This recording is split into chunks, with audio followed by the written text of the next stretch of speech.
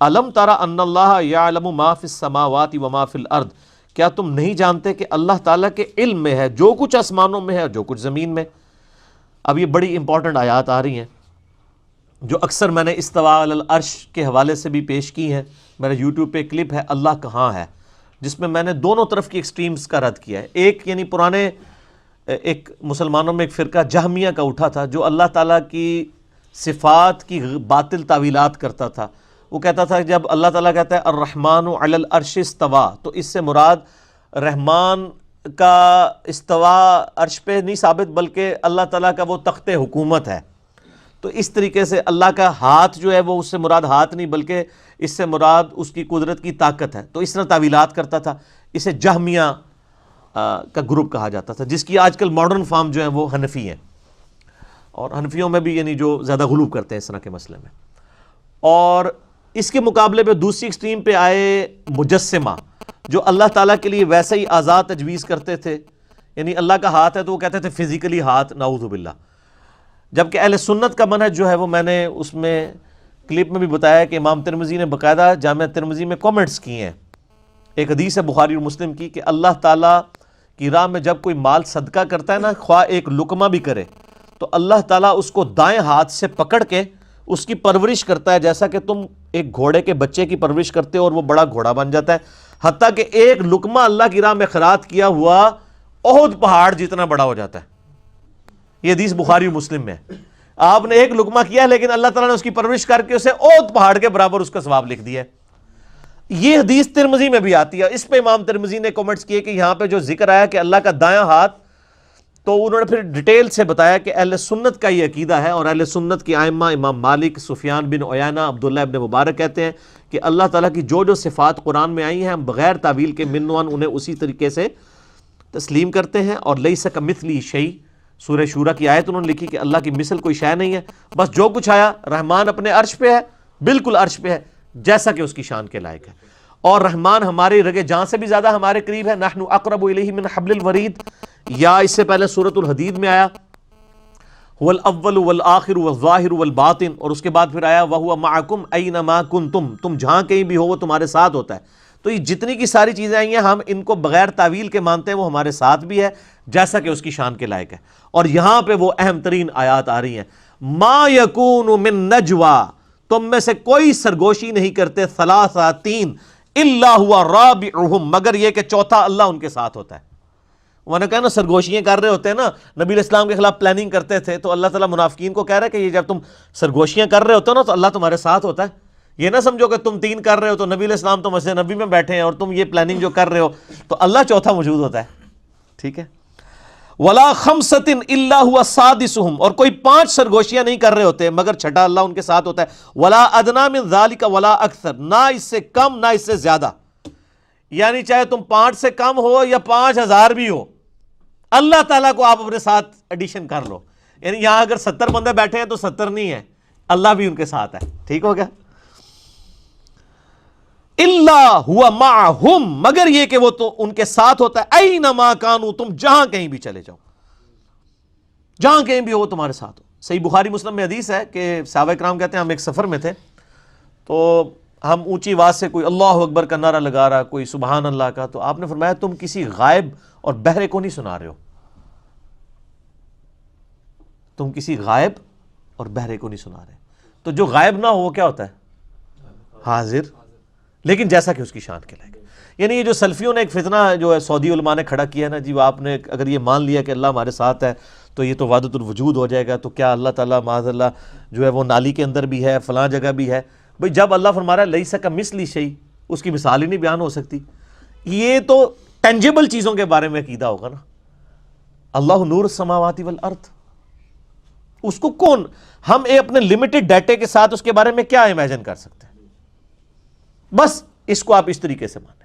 اور یہی وجہ ہے کہ جو مفتی اعظم سعودیہ بعد میں آئے نا، عثیمین رحمہ اللہ تعالیٰ فوت ہو گئے، انہوں نے باقاعدہ فتویٰ لکھا کہ ہم اس تکلف میں نہیں پڑھتے کہ اللہ عرش پہ کس طرح مستوی ہے اور ہمارے ساتھ کس طرح ہے، ہم اس کو اسی طریقے سے مانتے ہیں کہ وہ عرش پہ بھی ہے اور ہمارے ساتھ بھی ہے۔ اور یہ محمد بن عبد السلام بن محمد کی تفسیر ہے جماعت الدعوہ والے، انہوں نے بھی یہ عقیدہ لکھ دیا ہے. اہل حدیث میرے ساتھ لڑتے تھے, میں نے کہا آپ کے تو اب بڑے بزرگوں نے بھی یہ لکھ دیا ہے.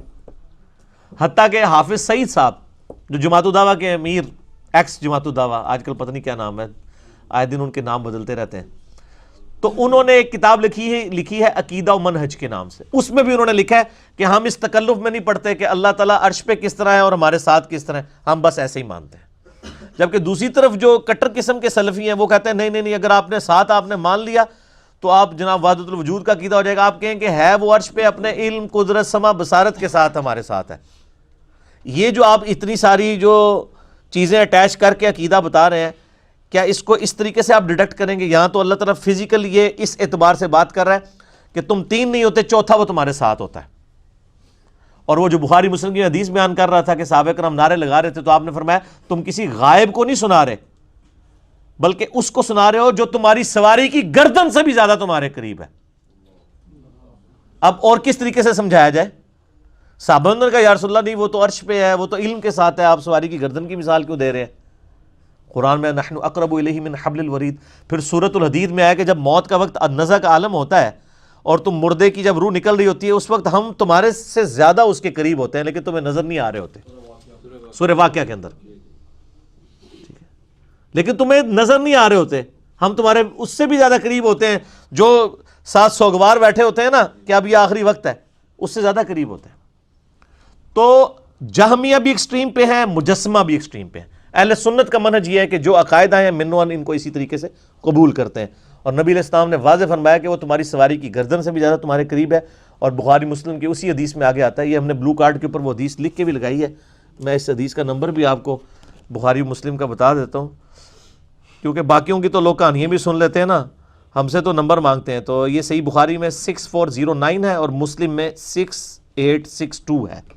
پھر آپ نے فرمایا میں تمہیں ایک وظیفہ نہ بتاؤں جو جنت کے خزانوں میں سے اللہ نے ایک خزانہ مجھے عطا فرمایا, وہ ہے لا حول ولا قوت الا باللہ.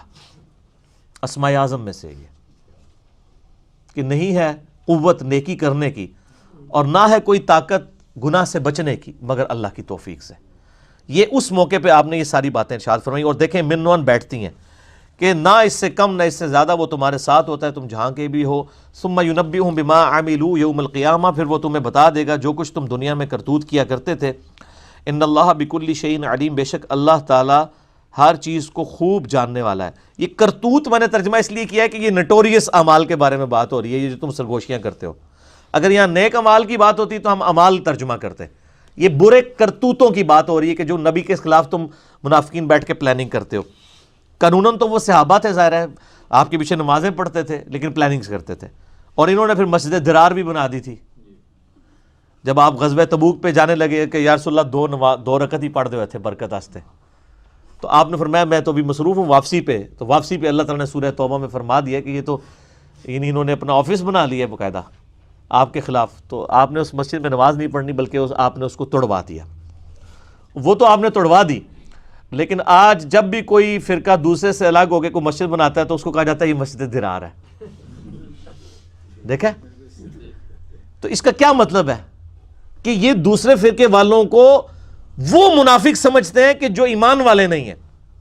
آج کس طرح کوئی بندہ وحی کے ذریعے بتا سکتا ہے کسی کے اوپر وحی نازل ہوئی ہے کہ یہ بندہ اندر سے منافق ہے؟ یہ میں اس لیے بتا رہا ہوں کہ یہ بھی جب 2015 میں یعنی تبلیغی جماعت کی ڈویژن ہو گئی نا, آپ کو پتا ہے پوری دنیا کے اندر ڈویژن ہو گئی.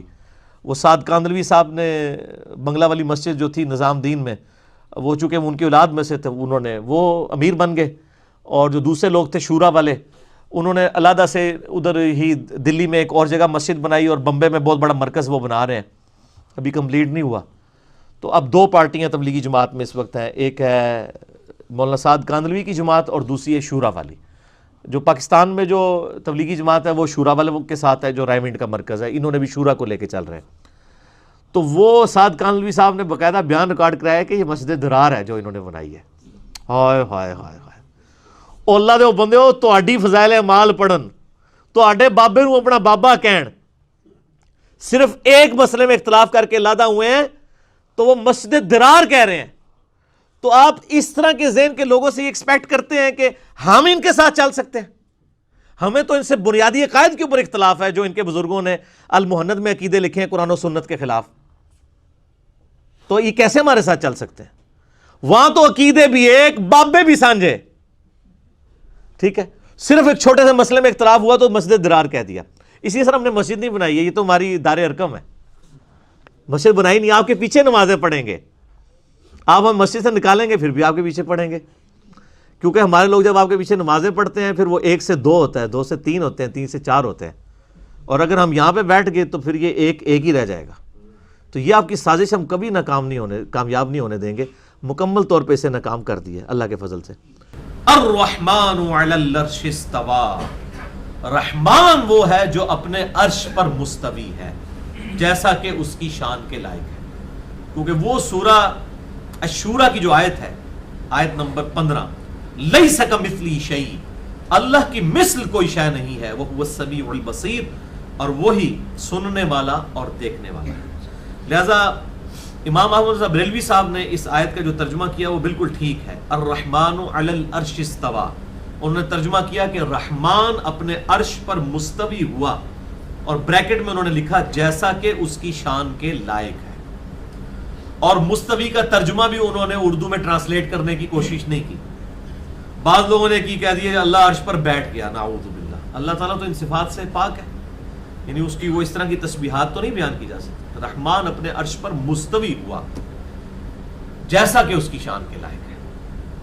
یہ بڑا کریٹیکل ایشو ہے، اور میں اس پہ اکثر یہ بات کہتا ہوں کہ اس وقت انٹرنیٹ کے اوپر کفر اور اسلام کا مسئلہ اس ایشو کو بنایا ہوا ہے حنفیوں نے اور سلفیوں نے. حنفیوں نے لیکچرز اپلوڈ کیے ہوئے ہیں سلفی یعنی اہل حدیثوں کے خلاف کہ یہ تو اللہ تعالیٰ کو عرش پہ قید مانتے ہیں، نعوذ باللہ من ذالک. وہاں پر سلفی جو ہیں وہ حنفیوں کا رد کرتے ہیں کہ یہ جو ہے وہ وحدت الوجود اور پینتھیزم اور ہماؤس کا عقیدہ رکھتے ہیں، نعوذ باللہ من ذالک. اور دونوں ایک دوسرے کے اوپر جو ہے وہ کفر اور شرک اور اس قسم کے بد عقیدگی کے فتوے لگا کے، تو آپ دیکھیں کس طریقے سے انٹرنیٹ کے اوپر طوفان بدتمیزی جو ہے وہ برپا ہے. اور میں اس میں بار بار کہتا ہوں خدا کے لیے اللہ تعالیٰ کی صفات جو ہیں یہ بہت کریٹیکل ایشو ہے. انسان کا انٹلیکچوئل لیول یہ نہیں ہے کہ انسان ان صفات کو سمجھ سکے. ہم تمام صفات پر بغیر کسی تعویل کے جیسا کہ اس کی شان کے لائق ہے ایمان لاتے ہیں. ہمارا یہ عقیدہ ہے کہ ہمارا رب عرش پر مستوی ہے جیسا کہ اس کی شان کے لائق ہے.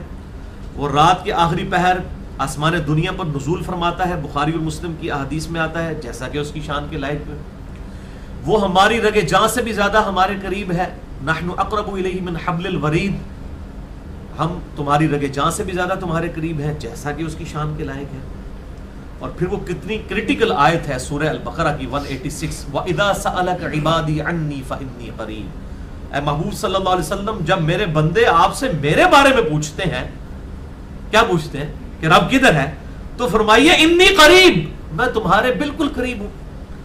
حالانکہ اس وقت تو ہونا چاہیے تھا کہ نہیں، کچھ لوگوں کا عقیدہ ہے میں عرش پر ہوں، کچھ لوگوں کا عقیدہ ہے کہ میں تمہارے شارق سے قریب ہوں. وہ مسئلہ ہی ختم کر دیا. یعنی اب احادیث کی تعویل قرآن کی آیات کے مطابق ہوگی. رحمان اپنے عرش پر مستوی ہوتے ہوئے بھی بالکل ہمارے قریب ہے جیسا کہ اس کی شان کے لائق ہے. اس کی تعویل بیان نہیں ہم کر سکتے. انی قریب اجیب الدعوۃ الداعی اذا دعان، ہر پکارنے والے کی پکار سنتا ہے جو اس کو پکارتا ہے.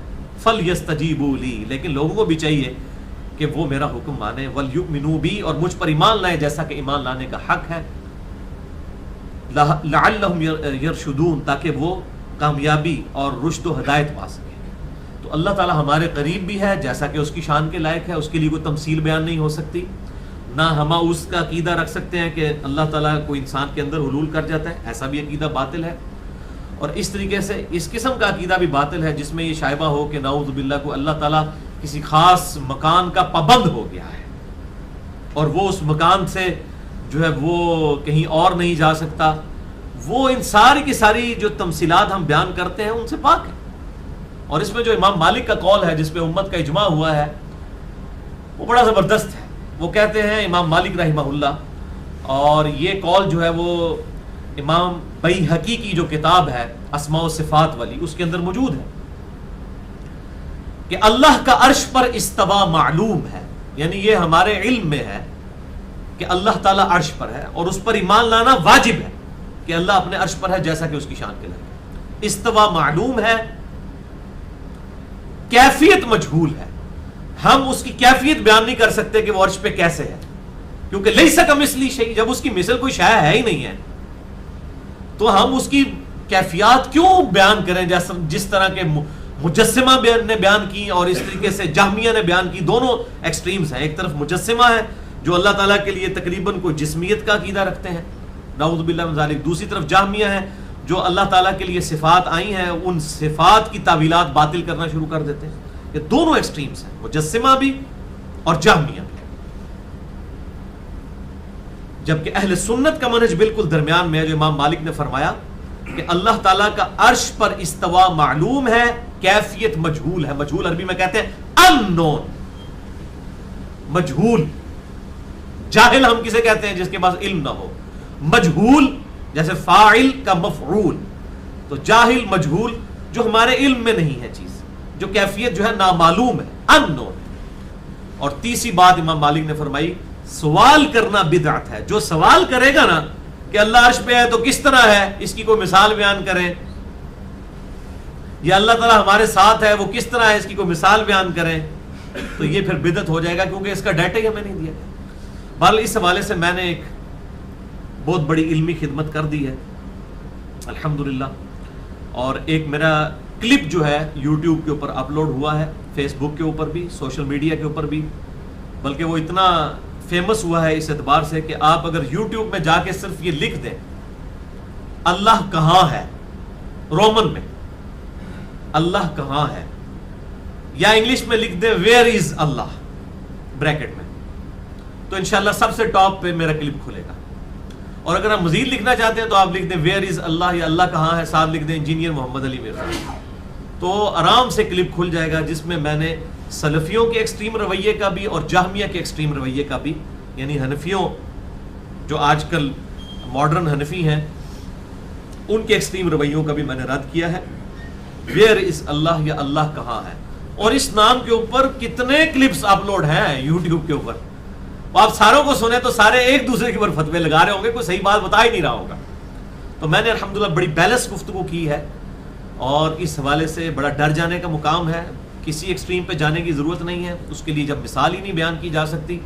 اب بخاری اور مسلم کی متفق علیہ حدیث ہے کہ آپ صلی اللہ علیہ وسلم نے جو قبلہ رخ دیوار پہ تھوک لگا ہوا دیکھا تو آپ نے اپنے مبارک ہاتھوں سے وہ تھوک صاف کیا، یعنی کسی نے نماز پڑھاتے ہوئے تھوک آئی تو اس نے پھینک دیا. پھر آپ صلی اللہ علیہ وسلم نے فرمایا، بخاری اور مسلم دونوں میں حدیث موجود ہے، کہ جب تم میں سے کوئی شخص، یہ کتاب المساجد چیپٹر میں مشکات میں بھی آپ کو بخاری اور مسلم کے ریفرنس سے مل جائے گا، جب کوئی شخص نماز کے لیے کھڑا ہوتا ہے تو اس کا رب اس کے اور قبلے کے درمیان ہوتا ہے، لہذا کوئی شخص بھی قبلہ رخ مت تھوکے. اب کسی سے ابھی نے نہیں کہا یا رسول اللہ صلی اللہ علیہ وسلم یہ آپ اس سے مراد علم لے رہے ہیں یا اللہ تعالیٰ خود ہوتا ہے؟